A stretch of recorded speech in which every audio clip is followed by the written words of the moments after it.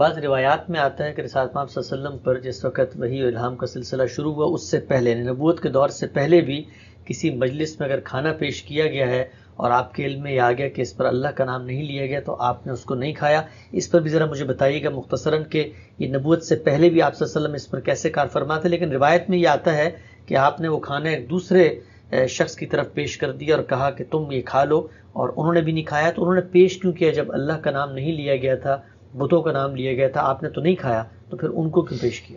یعنی دین ابراہیمی کی جو روایت تھی اس میں جس طرح باقی چیزیں لوگوں کے علم میں تھیں یہ بھی علم میں تھا. عمرہ، حج، نماز، روزہ سب جاری تھے. ایسے یہ چیز بھی جاری تھی کہ آپ نے کسی جانور کو ذبح کرنا ہے تو اللہ کا نام لے کر کریں گے، اس کے ساتھ اس کا تزکیہ ہوگا. ذبح کرنے والے وہ لوگ ہوں گے جو توحید کو مانتے ہیں. یہ سارے شرائط دین ابراہیمی میں اسی طرح تھے جس طرح ہمارے ہاں ہیں. چنانچہ یہ معلوم ہے کہ اس وقت بھی جو اس روایت سے وابستہ قومیں ہیں جیسے کہ یہود ہیں وہ اس کا پورا اہتمام کرتے ہیں اور اسی طریقے سے ذبح کرتے ہیں. تو تسمیہ اور تزکیہ دونوں ابراہیمی دین کی روایت ہے. اسی لیے اگر آپ دیکھیں تو میزان میں نے ان کا ذکر سنن میں کیا ہے. یہ سنت ہے، جاری ہیں. قرآن مجید تو ان پر تبصرہ کرتے ہوئے ان کا ذکر کرتا ہے اور ان کے بارے میں بعض چیزوں کی وضاحت کرتا ہے یا ان کی نوعیت واضح کرتا ہے کہ یہ اللہ کا حکم ہے تو کس درجے کا حکم ہے. یہ چیزیں قرآن میں بیان ہوئی ہیں. باقی یہ سنت تھی جو پہلے سے جاری تھی، اس سے اہل عرب بھی پوری طرح واقف تھے. یہ واقعہ جو آپ نے بیان کیا ہے یہ تاریخ میں بھی نقل ہوا ہے، بخاری میں بھی بیان ہوا ہے اور صحیح روایتوں میں بیان ہوا ہے. تو ظاہر ہے کہ بتوں کے نام کا کھانا کھانا، بتوں کی پرستش کرنا، بیت اللہ میں آ کے ان کی پرستش کرنا، یہ سب قریش کرتے تھے.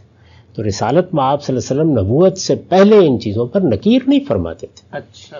لیکن یہ بات معلوم ہوتی ہے کہ اپنی ذات کی حد تک توحید پر تھے اور کبھی آپ نے کوئی شرک یا شرک کے آثار میں بھی کسی چیز کو اختیار نہیں کیا. تو یہاں بھی یہی ہوا کہ جیسے ہی کھانا پیش کیا گیا اور وہ چونکہ اللہ کے سوا دوسروں کے نام پر ذبح کیا گیا تھا تو آپ نے نہیں کھایا اور ایک دوسرے صاحب کو یہ کہا کہ بھائی تم لوگ تو کھاتے ہو اس لیے تم کھا لو. لیکن انہوں نے بھی جواب میں یہ کہا کہ نہیں، نہ صرف یہ کہ میں یہ کھانا نہیں کھاتا بلکہ وہ کھانا بھی نہیں کھاتا جس پر اللہ کا نام نہیں لیا گیا. پوری روایت یہ ہے.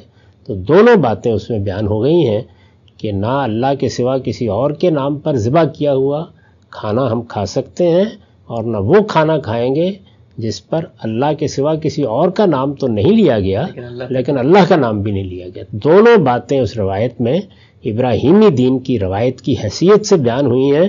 اس وقت کبھی رسالت مآب صلی اللہ علیہ وسلم نبوت کے منصب پر فائز نہیں ہوئے تھے.